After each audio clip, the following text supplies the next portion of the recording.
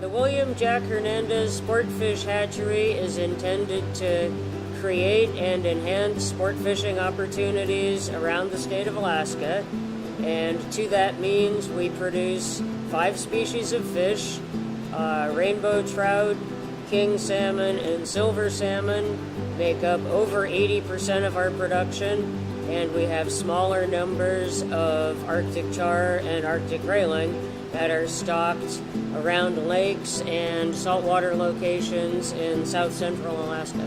So the first step is that eggs are brought into our incubation room, and they stay in the incubation room through development of, you get to a stage called the eyed egg stage, where you can visibly see the eye of the developing fry inside the egg.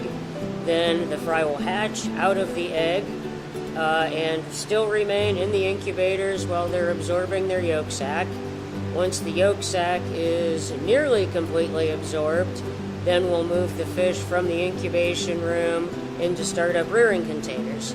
Startup rearing containers are smaller tanks, anywhere from 2 to 10 feet in diameter, and the fish will stay in those tanks until they're in the neighborhood of 2 to 3 grams. It's just a place of lower velocity to get them used to swimming up out of the incubator, get them used to consuming crumbled up pellets, and then once they've outgrown the startup rearing containers, they're enumerated and transferred to the larger grow-out tanks, which are big 26-foot diameter, 6-foot deep tanks.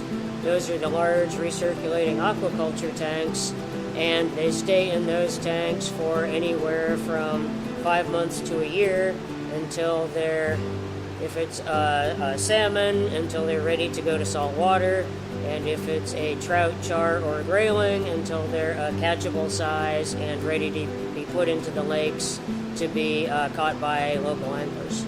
Well, our fish go all over south central Alaska. Our mission is to create or improve sport fishing opportunities.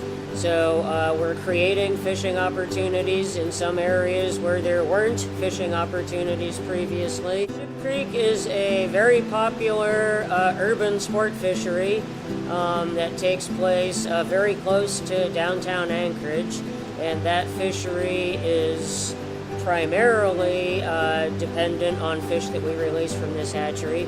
Each year we release over 300,000 king salmon and over 200,000 silver salmon smolt into Ship Creek, and those fish provide much of the angling opportunity for the fishery that takes place downstream of us, and then those fish also provide broodstock.